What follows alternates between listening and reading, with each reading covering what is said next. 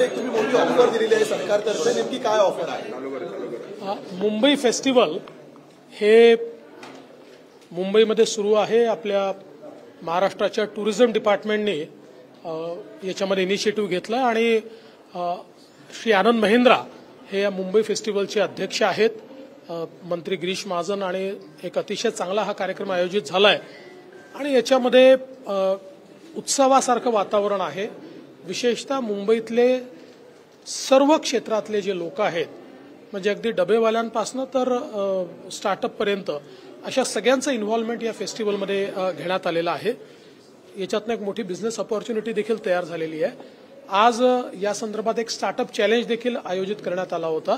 तो विशेषतः आता जो काही पर्यावरणीय बदलांमुळे जो काही परिणाम होतोय, तर त्या बदलावर इम्पॅक्ट करणारे जे स्टार्टअप आहेत, सस्टेनेबिलिटीतले जे स्टार्टअप आहेत, अशा 10 अतिशय चांगल्या स्टार्टअपला चूज करण्यात आलं आणि त्यातल्या 3 स्टार्टअप्सला आज आम्ही त्या ठिकाणी पुरस्कार देखील दिलेला आहे.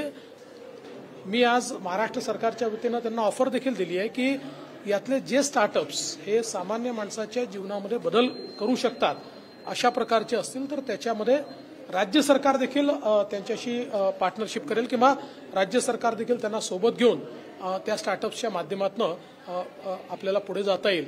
वेगवेगळ्या प्रकारचे स्टार्टअप्स आहेत. काही वॉटरमधले आहेत, पाण्यामधले आहेत की ज्याच्यामध्ये नवीन सस्टेनेबल टेक्नॉलॉजीजचा उपयोग करून पाण्याचं शुद्धीकरण करणारे आहेत, वॉटर यूज एफिशियन्सी वाढवणारे आहेत. एक कबाडीवाला म्हणून स्टार्टअप आहे की ज्याने जे सगळे रद्दी किंवा कबाडी विकणारे लोक आहेत यांना प्लॅटफॉर्म दिलेला आहे. त्यामुळे ते जे 150 रुपये कमवत होते आज 400-450 रुपये ते कमवत आहेत. तर अशा वेगवेगळ्या प्रकारचे जे स्टार्टअप्स या ठिकाणी आलेले आहेत, तर त्या संदर्भात त्यांच्याशी भविष्यात देखील आम्ही चर्चा करू. पण यातनं एक नवीन इकोसिस्टम तयार झालेली आहे. त्यामुळे मुंबई फेस्टिवल जे आहे हे अतिशय यशस्वी झालेलं आहे आणि हा स्टार्टअप चॅलेंज देखील अतिशय यशस्वी झाला आहे. बॅनर्जी या बैठक एकंदरीत आपण इंडिया अलायन्समधून बाहेर पडलेला आहे. बघा, इंडी आघाडी अशी कुठली आघाडी नव्हतीच. एखाद्या ग्रुपमध्ये प्रत्येकजण आपापल्या सुरात आम्ही गाऊ आणि समूह गान होईल अशा प्रकारचं कोणी म्हणत असेल तर असं चालत नाही.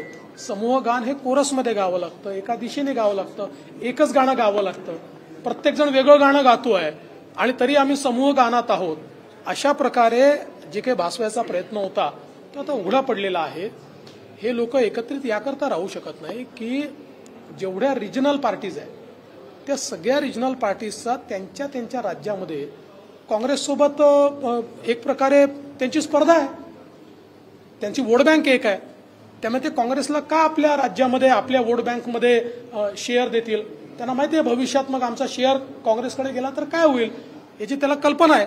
आणि म्हणून ही जी काही इंडिया आघाडी आहे ही आघाडी काही चालेल असं मला वाटत नाही. कधी वाटलं नव्हतं, पुढे चालणार नाही. अशाच नवनवीन बातम्यांसाठी टॉक इंडिया न्यूज चॅनलला लाईक, शेअर आणि सबस्क्राईब करा.